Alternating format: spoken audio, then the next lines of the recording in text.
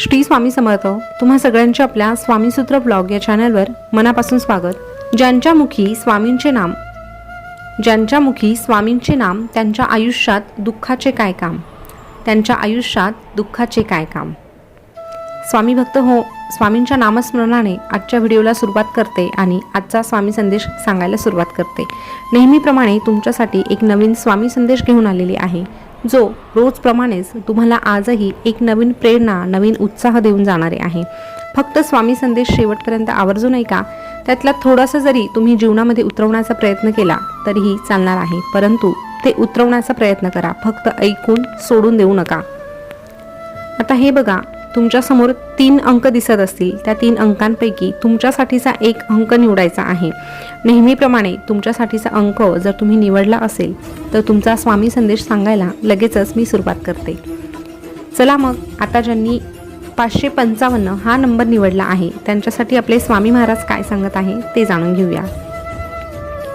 स्वामी अशा भक्तांना सांगू इच्छितात की अरे बाळा, ओझं आणि मन अशा ठिकाणीच हलकं करावं जिथे ते सुरक्षित राहील.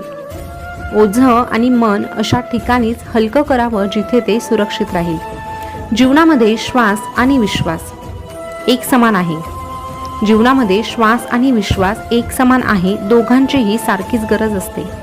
श्वास संपला की आयुष्य संपते.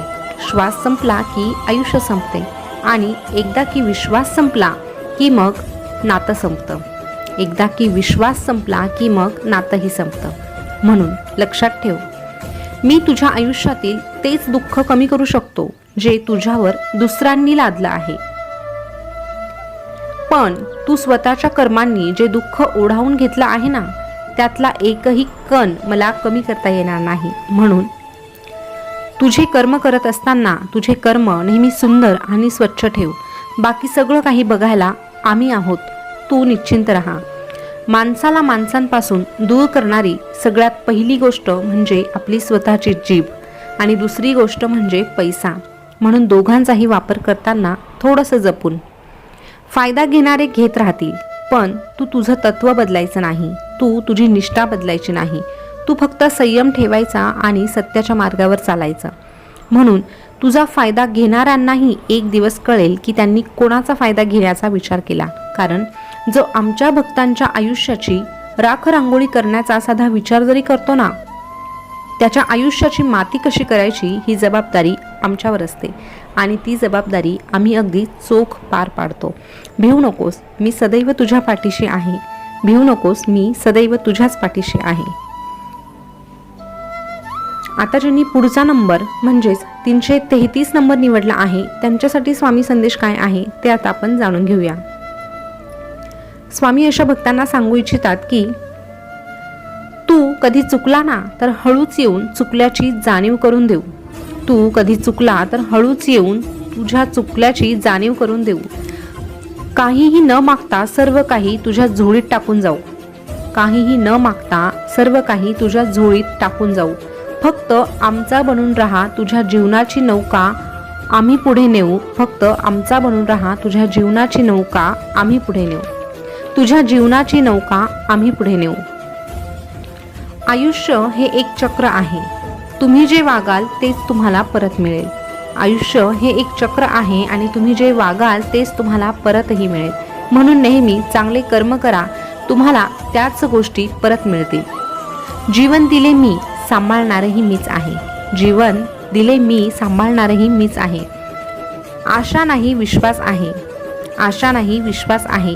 दुःख निवारण्यासाठी देखील आम्हीच आहे. दुःख निवारण्यासाठी देखील आम्हीच आहे. तू निश्चिंत राहा. का भरकटत आहेस? सावर स्वतःला, मी तुझाच आहे. सावर स्वतःला, मी तुझाच आहे आणि ठणकावून सांग तुझ्या मनाला,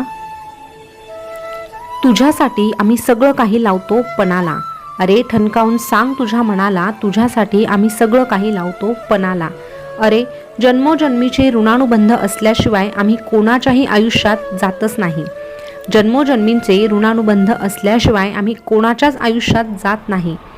ज्या व्यक्तीचे मन सुंदर असते त्याच्या विचारात फक्त आणि फक्त माणुसकीचा दरवळ असतो, वागण्यातून भरभरून चांगुलपणा असतो आणि ज्याच्या शब्दाशब्दात आपुलकीचा झरा खळखळत असतो आणि जो सदैव आमचं नामस्मरण करतो, अशाच व्यक्तीच्या आयुष्यात आम्ही असतो आणि अशा व्यक्तीला आम्ही स्वतः शोधत येतो आणि त्यापैकीच तू एक आहेस हे लक्षात घे.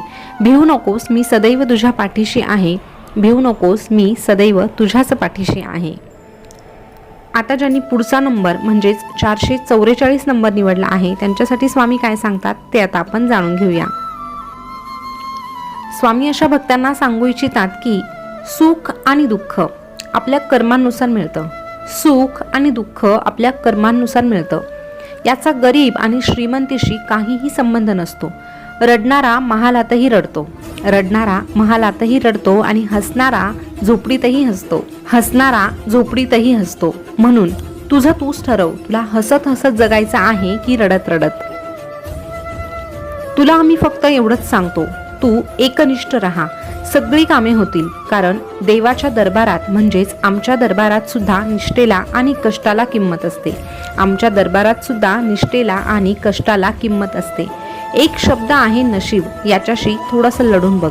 एक शब्द आहे नशीब, याच्याशी तू थोडंसं लढून बघ. आणि लढूनही तू जर हरला तर अजून एक शब्द आहे, तो म्हणजे स्वामी. अरे आर्ततेने हाक मारून बघ, अरे आर्ततेने हाक मारून बघ. नशीब बदलवून मनासारखे नाही घडले तर मग बघ, नशीब बदलवून तुझ्या मनासारखे नाही घडले तर मग बघ. आत्म्याचा आवाज परमात्म्यापर्यंत घेऊन जाणारा संदेशवाहक म्हणजे प्रार्थना. आत्म्याचा आवाज परमात्म्यापर्यंत घेऊन जाणारा संदेशवाहक म्हणजे प्रार्थना. आणि ही प्रार्थना जो करतो त्याची हाक आमच्यापर्यंत पोहोचतेच. बंधन नाही आमच्या नामाला, अंत नाही आमच्या कृपेला. बंधन नाही आमच्या नामाला, अंत नाही आमच्या कृपेला.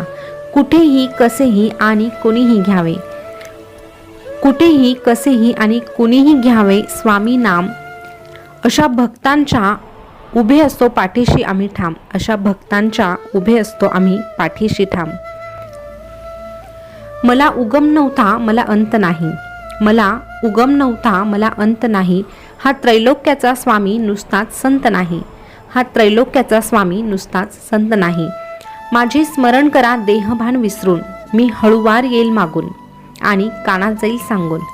माझे स्मरण करा देहभान विसरून, मी हळूवार येईल मागून आणि कानात जाईल सांगून.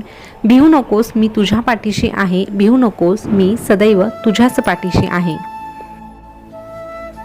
स्वामी भक्त हो, आजचे 3ही संदेश तुम्ही ऐकले असतील तर ह्या 3ही संदेश मधला जो बोध आहे तो तुम्हाला समजला का? तरीही ज्यांना नाही समजला त्यांच्यासाठी थोडक्यात सांगते.